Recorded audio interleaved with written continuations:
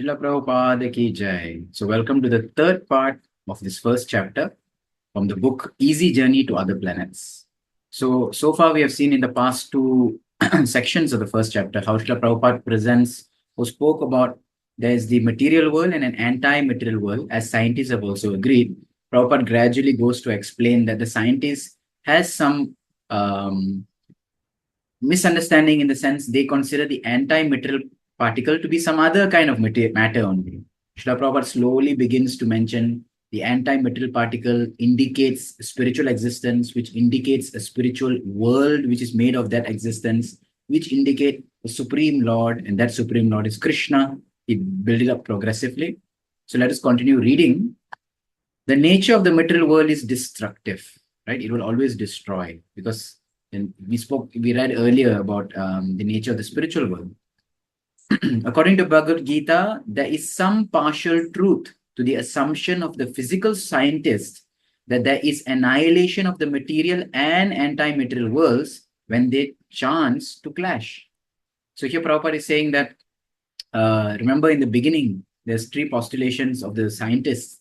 The third is saying that if this material world crashes with the anti-material world, this is spinning one way, this is spinning another way. If they crash, they will annihilate both. So Prabhupada initially mentioned that there is no such thing. A spiritual world never destroys. Material is always anyways destroying. Here Prabhupada says that, okay, there is some truth to it. Why? The material world is a creation of changing modes of nature. These modes, gunas, are known as sattva guna, goodness, rajaguna, passion, and tamaguna, ignorance. The material world is created by the mode of rajas, maintained by the mode of sattva, and annihilated by the mode of tamas. These modes are omnipresent in the material world. They are everywhere in this material world. And as such, at every hour, every minute, every second, the process of creation, maintenance, and annihilation is taking place all over the universe. As we speak right now, all of us, our bodies are generating new blood cells, old cells are dying, we're still maintaining. So constantly there's a change. The highest planet of the material universe, Brahma Loka or Satya Loka, as we read before in this book, is also subjected to these modes of nature. Although the duration of life on that planet, due to the predominance of the mode of Sattva, so it has a long duration, but still it has a finite duration. Long does not mean infinite. So here the calculation of lifespan of inhabitants in Satya Loka or Brahma Loka is to be 4.3 million, right? Times 1000, times 2, times 30, times 12, times 100 years. 1000 cycles of 4.3 million, right? Into day and night twice, into like that, there are 30 days in a month, 12 months in a year, 100 years. So, you calculate all these billion, trillion years. Okay. So around 84 billion, trillion years, whatever it is. Despite this long duration, however, Brahma Loka is subject to destruction. Although life on Brahma Loka is fantastically long compared to life on Earth, it is only a flash in comparison to the eternal life of the non-material worlds. So although the Brahma Loka is a long duration where Brahmaji stays, but still it is compared to a flash. There's a point if you compare to the spiritual world. Consequently, the speaker of the Bhagavad Gita, Lord Sri Krishna, asserts the importance of the anti-material universe, which is his abode. So Bhagavad Gita speaks a lot about the eternal destination, the eternal world, spiritual world, where we ultimately all have to go, or we should go to avoid this cycle of birth and death. Lord Krishna instructs that all the planets within the material universe are destroyed at the end of that 4.3 million, 1000 times 2 times 30 times 6, 12 times 100 solar years. Right? At the end of this, everything, the whole universe, this is the age of Brahma. Brahma dies, everything gets wind up. And all the living beings inhabiting these material planets are destroyed materially along with the destruction of the material worlds. That means their material bodies, the material creations, everything is destroyed. But spirit cannot be destroyed, that we discussed earlier. The living entity, however, is constitutionally an anti-material particle. But unless he elevates himself to the region of the anti-material worlds, so because the spirit soul is anti-matter, it's spirit, he has to go to the spiritual world. That's his nature. If he stays in the material world, the material part will destroy him. but he remains eternal. Still, he cannot live here in this world because the world is constantly changing. Just like fish belongs constitutionally in water. You can't take fish out of water. So unless he elevates himself to the anti-material worlds by cultivation of anti-material activities, he is destroyed materially at the annihilation of the material world and is subject to rebirth in a material shape with the rebirth of a new material universe. So matter keeps on recycling and happening. The person has to come out of it. He is anti-matter, he has to go to the anti-matter world, he has to do anti-matter activities. In other words, Prabhupada says, he is subject to the pains of repeated birth and death. And now here Prabhupada gives an emphasis to this statement. Henceforth, you can see the font is a little different. Only those living entities who take to the loving service of the personality of Godhead during the manifested stage of material life are undoubtedly transferred to the anti-material worlds after quitting the material body. So only those who take up to bhakti will actually, because it's anti-matter activities, they will go to the anti-matter world. Immortality is obtained only by those who return to Godhead by practice of anti-material activities. So in this whole book, Prabhupada started from anti-matter. The anti-matter was the concept, right? Anti-proton. The anti-matter was the concept. Anti-matter, Prabhupada talked about the anti-material particle, which is the soul. Prabhupada talked about the anti-material existence, which is the spiritual world. And Prabhupada talked about the anti-material supreme personality, which is God. And now Prabhupada is talking about anti-material activities, which is spiritual activities, bhakti. Brilliant Prabhupada is presenting it. So what are these anti-material activities? Prabhupada said they are like medicines. For example, when a man falls ill, he goes to the physician who prescribes him medicine, which eventually cures the suffering patient. Similarly, the materialist is ailing, suffering, and he should consult an expert transcendentalist physician. Who is a transcendental doctor? Right? That is the guru. What is his ailment? What is the suffering of the materialist? He is suffering the tribulations of repeated birth, death, disease, and old age. Once he agrees to put himself under the back to Godhead treatment, Prabhupada is saying, he is able to transfer himself to the anti-material world, where there is eternal life instead of birth and death. Annihilation of the material world takes place in two ways. So there's a partial annihilation, which occurs at the every end of this 1000 cycles of the 4 yugas, or at the end of each day of Brahma, that is the 1000, which is the topmost planet in the material world. During that time, during the partial annihilation, this is 1 day of Brahma, there's an annihilation.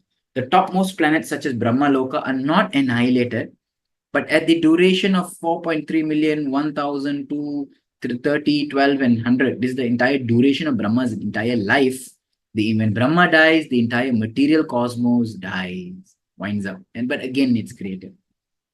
It is merged into the anti-material body from whence the material principles had emanated and become manifest. It has all wind up. The anti-material world, which is far removed from the material sky, is never annihilated. It absorbs the material world. It may be that a clash occurs between the material and anti-material worlds, as suggested by the scientists. Prabhupada's taking their side, saying the clash is that the anti-material world has absorbed the material world, and again it manifests, again it absorbs, again it manifests, again it absorbs. And that material worlds are destroyed, but there is no annihilation of the anti-material world. So sometimes Prabhupada gives an example of a mother who is cooking, and the daughter comes and says, small child, and says that, Ma, I also want to cook. The mother said, this is dangerous, fire and knives and all. So the mother picks up a box of play sets and she throws it in front of the child, and the child starts playing, cooking as if she's cooking. There's no fire, it's all just toys, She's playing, she's making pancakes, bread, butter, rice, and whatnot. But when she's hungry, she can't eat those things, isn't it? So mother creating that game, and once the child is done with the game, mother winds it up again, puts it inside the box. And the child is again eager to play, go and play. But it's illusion. So we are also like that, stuck in this illusion here, trying to play something. Again, Prabhupada utilizes this for emphasis. The eternally existing anti-material world is unmanifested to the material scientist. Spiritual world is not seen by the materialist. He can simply have information of it insofar as the principles of its existence are contrary to the modes of material world. One can just understand that it's opposite. Full details of the anti-material world can be known from the infallible sources of the liberated authorities who have thoroughly realized the constitution of the anti-material principle. That means to understand the spiritual world, one must become spiritualized. It is only be understood by people, authoritative saints and gurus who have been thoroughly spiritualized. This information is received by oral reception by submissive disciple of the personality of Godhead. So one can only understand this if one becomes a disciple, a devotee of God. Then one can understand this. The Vedic knowledge was thus imparted into the heart of Brahma, the first living being in the material creation. So all this knowledge about the anti-material worlds were given to Brahma. It was Brahma who related this knowledge to the sage Narada. Similarly, the Bhagavad Gita was spoken by the personality of Godhead Sri Krishna to Vivaswan, the presiding deity of the sun. And when this oral chain of disciplic succession was broken, Lord Krishna repeated the Bhagavad Gita to Arjuna on the battlefield of Kurukshetra. So God spoke this to Brahma, spoke this to Narada. There is one time. Another time is Bhagavad Gita.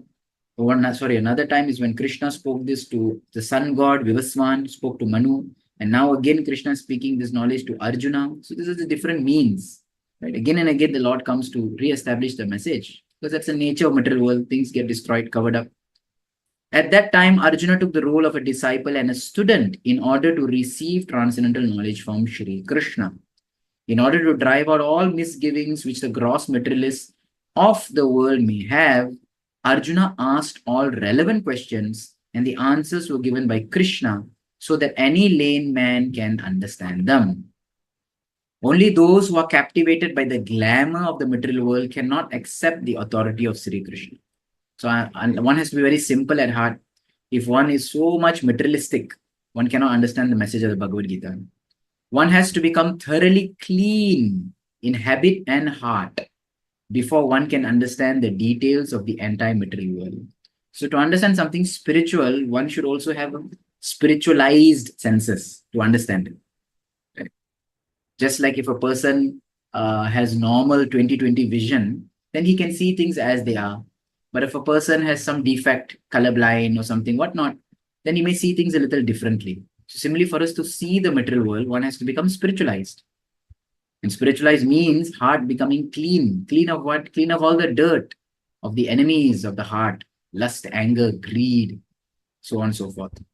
Bhakti-yoga is a detailed scientific transcendental activity. Again, we are talking now about anti-material activities that both neophyte and the perfect yogi can practice. Whatever stage one is on spirituality, everyone can practice Bhakti-yoga. So the material world is only a shadow representation of the anti-material world. The intelligent men who are clean in heart and habit, again, Prabhupada says, will be able to learn in nutshell all the details of the anti-material world from the text of the Bhagavad Gita. And these are in actuality more exhaustive than material details. Okay, so Prabhupada says this is more in detail. So let's see. The basic details are as follows. So Prabhupada here in one paragraph summarizes the essence of the Bhagavad Gita.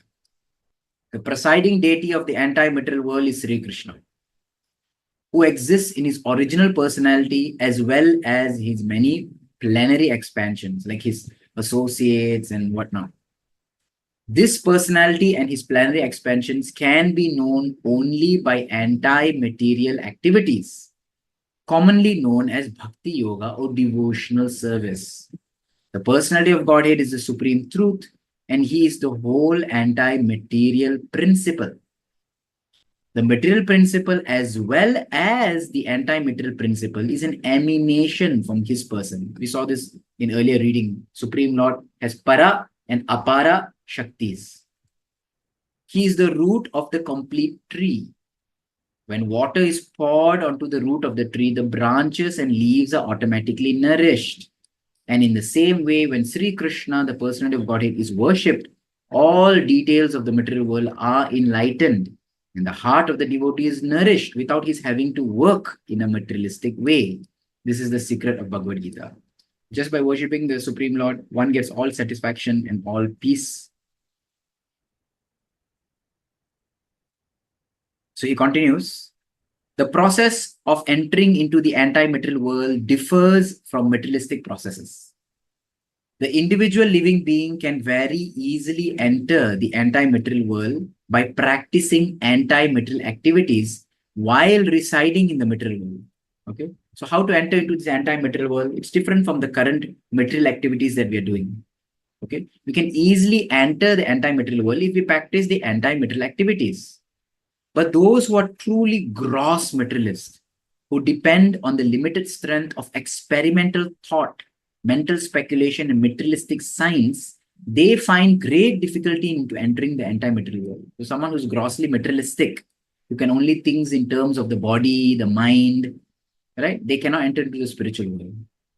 The gross materialist may try to approach the anti-material world by endeavoring with spaceships, satellites, rockets, etc., which he throws into outer space. But by such means, he cannot even approach the material planets in the higher regions of the material sky. What to speak of those planets situated in the anti-material sky, which is far beyond the material universe? So Prabhupada says they're so gross materialists, they only focus on the body, senses, mind. So they create something gross like a spaceship, satellite, thinking that let me reach the anti-material world. They throw it in the sky. But how far can it go? It cannot even reach the topmost material planet, like Brahmaloka, Satyaloka. And what then to talk about the spiritual world? Even the yogis who have perfectly controlled mystic powers have great difficulty entering that region. So even the yogis who are meditating, even they cannot pierce through this materialistic sphere. Master yogis who control the anti-material particle within the material body by practicing the mystic yoga powers. Okay. So master yogis who control the prana, the seat of the soul, they can give up their material bodies at will at a certain opportune moment and thus can enter into the anti-material worlds to a specific thought fair which connects the material and anti-material world. So through yoga samadhi, these master yogis can actually transfer their soul into the spiritual world. That is also possible. If they are at all able, they act with according to the prescribed method given in Bhagavad Gita. So here's Bhagavad Gita, 8th chapter, which mentions how yogis who have meditated for thousands and thousands of years, they perfect their life, they can transfer their soul, the anti-material particle, into the anti-material world. So here Prabhupada gives a translation. This is 8th chapter, 4th verse. Those who have realized the transcendence can reach the anti-material world by leaving their material bodies during the period of Uttarayana. These are the 6 months, the early 6 months of the year, where the sun moves in the northern hemisphere. That is when the sun is in the northern path, or during the auspicious moments in which the deities of fire and effulgence control the atmosphere. So let us look at this. Sorry, 8.24, not 8.4, 8.24. So here it's mentioned, Agni Jyotir Aha Shukla Shanmasa Uttarayanam, the 6 months of the northern hemisphere. If someone goes in, leaves the body, transfers their soul in this period, they can get a higher destination. The different deities or powerful directing officers are appointed to act in the administration of cosmic activities. So when you talk about demigods, deities, devatas, the lords of gods of fire and this, they are different adhikaris, or they are different officers who control different departments working under the Supreme Lord. Foolish people who are unable to see these intricacies of cosmic management laugh at the idea of personal management of fire, air, electricity, days, nights by demigods. So people who cannot understand this, they say, what is this? You have so many gods. We have so many actually adhikaris or administrators. But the perfect yogi knows how to satisfy these unseen administrators of material affairs.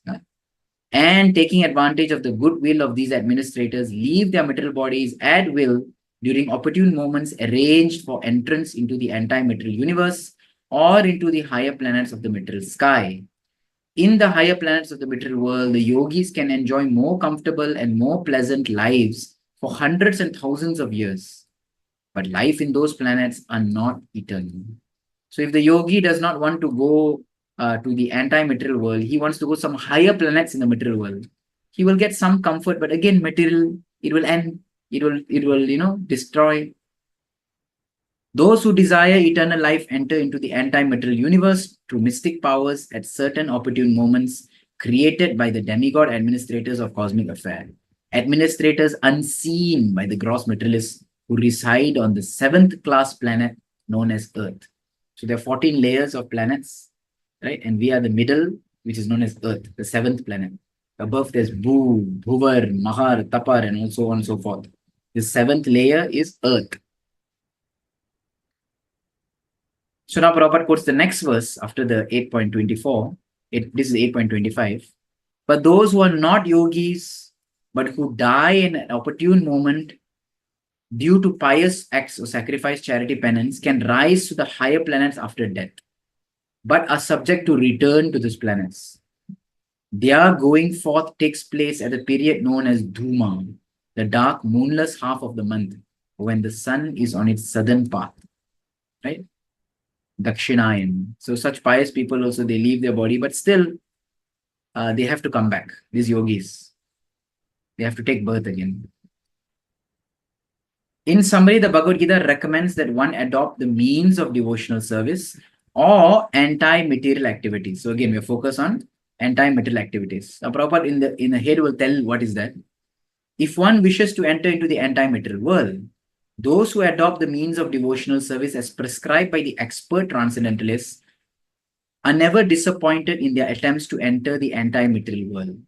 Although the obstacles are many, the devotees of the Lord can easily overcome them by rigidly following the path outlined by the transcendental devotees. So someone may say, living in the material world, practicing anti-material activities to go to the anti-material world seems difficult.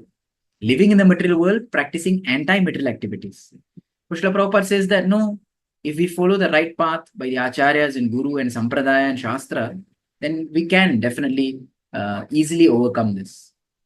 Such devotees who are passengers progressing in the journey of life toward the anti-material kingdom of God are never bewildered. Such a beautiful line. We are all passengers, travelers, moving on the journey of life. But if we head the right direction to go to the spiritual world, we are never bewildered.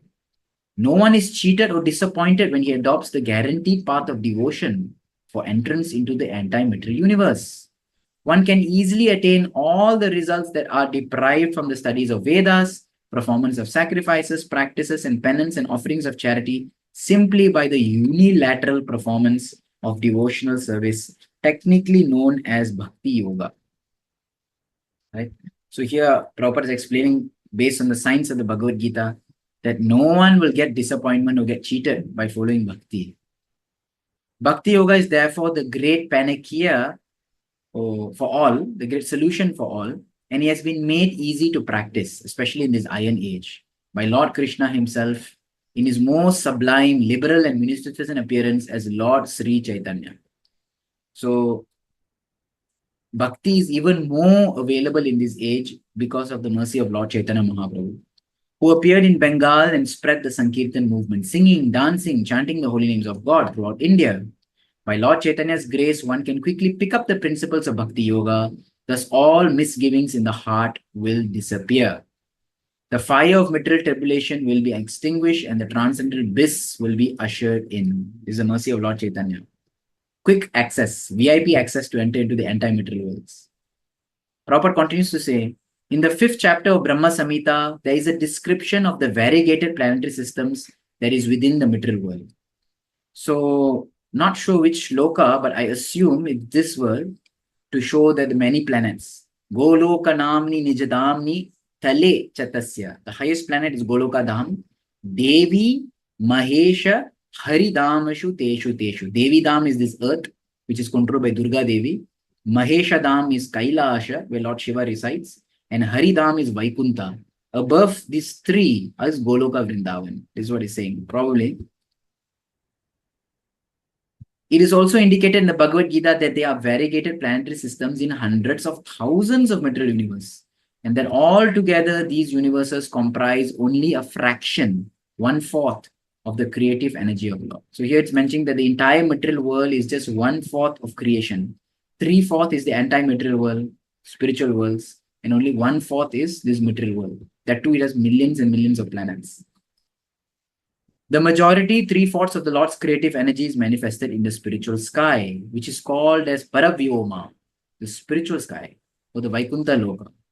These instructions of the Brahma Samhita and Bhagavad Gita may be finally confirmed by the material scientist as he researches into the existence of the anti-material world. So as scientists starts researching, Prabhupada says that they will understand. So here Prabhupada quotes another article. In addition, on February 21st, 1960, Moscow News released the report. So remember in the beginning of this reading, Prabhupada quoted from 1959, one article. And now it's 1960 quoting. So that means Prabhupada must have wrote this in a staggered process, probably. Prabhupada goes on to say, Russia's well-known professor of astronomy, Boris Vorontsov Velyaminov. Okay, so I couldn't help but Google who this person is just to see how he looks like. So here we go, Mr. Boris, who passed away in 1994. Okay, at the age of 90 years old. He was a, he discovered a lot of interstellar space stuff as astronomer. He said that there must be an infinite number of planets in the universe inhabited by beings endowed with reason. He said there must be life in other places. Because if there's life here in this planet, similarly, there must be many planets with life. So sad, modern scientists, some people, they believe that Earth has the only intelligent life form. No one else has intelligence. The whole space and universe is vacant. That we are the only intelligible beings. But here, Boris is saying no. This is 1960. The statement of the Russian astronomer is confirmed of the information given in Brahma Samhita. So this is Prabhupada saying the Brahma Samhita also says there are many, many universes. So he quotes this verse in Brahma Samhita. This is the first full shloka that is quoted in this book. Yasya prabha prabhavato jagadanda koti koteshu ashesha vasudhadi vibhuti binnam tad brahma niskalamanantam ashesha bhutam govindamadi purusham tamaham bhajami. Brahma is speaking that according to the quote from Brahma Samhita, there are not only infinite number of planets as confirmed by the Russian astronomer Boris, but there are also infinite numbers of universe. One universe, you have many planets. So here they are thinking that in this universe, there are many planets. But Brahma Samhita says, Prabhavavato Jagat Anda Koti. There are millions of such universes, and each universe has millions of planets. All these infinite universes with their infinite planets within are floating on and are produced from the Brahman effulgence emanating from the body of Govinda. Yasya Prabha, Prabhavato Jagat Anda Koti. All these universes, material universe, just lying down in the Prabhavam, in the Jyoti of the Supreme Lord. The primeval Lord who is worshipped by Brahma, the presiding deity of the universe in which we are residing. So Brahma is worshipping the Supreme Lord. The Russian astronomer also confirms that all these planets, which are estimated to be not less than 100 million, he's saying, are inhabited. They have life. In the Brahma Samhita, there is an indication that in each and every one of these infinite number of universes, there are infinite number of variegated planets. The astronomer's view was seconded by Professor Vladimir Alpatov, a biologist, who maintained that some of the above-mentioned planets had reached a state of development corresponding to that of Earth. So that means there were other planets were also developed. The report from Moscow continues. It would be that life similar to that on Earth flourishes on such planets. Doctor of Chemistry Nikolai Zirov, covering the problem of the atmosphere on the planets, pointed out that the organism of a Martian on Mars, for instance, could very well adapt itself to a normal existence with a low body temperature. He said that he felt that the gaseous composition of the atmosphere of Mars was quite suitable to sustain life of beings which have become adapted to it. Basically, he's saying just like we are living on Earth, we have Earth body and we breathe oxygen. Similarly, life on Mars will have a Martian body which breathe its gases which are available there. Right? Life suited to that environment. And this is actually what our Shastras also say. They are life forms in different worlds. The adaptability of organisms in different varieties of planets is described in the Brahma Samhita as Vibhuti Binnam. Binna means differentiated. They have different kinds. So Prabhupada here is showing that it's the same. Each and every one of the innumerable planets within the universe is endowed with a particular type of atmosphere, and the living beings there are advanced in science, psychology, etc., according to the superiority or inferiority of the atmosphere. Vibhuti means specific power, and Bhinnam means variegated. They have their own variegated ability. Scientists who are attempting to explore outer space in an attempt to reach other planets by mechanical means must realize that organisms adapted to the atmosphere of the Earth cannot exist in atmospheres of other planets. So Prabhupada is already saying it's very difficult to do all this intergalaxy space travel. We are made to breathe oxygen, live on this world with this temperature and pressure. Moving somewhere else is just mess up the whole thing. As such, man's attempt to reach the moon, the sun, the Mars will be completely futile because of the different atmospheres prevailing on those planets. So Prabhupada dismissed this. This is already probably 1960s, and moon landing happened in 67. Individually, however, one can attempt to go to any planets he desires. Individually, you may try, but this is only possible by psychological changes in the mind. When you purify the mind and focus on some another place, and you give up this body, then you can achieve that place. Mind is the nucleus of the material body. Mind is the center point.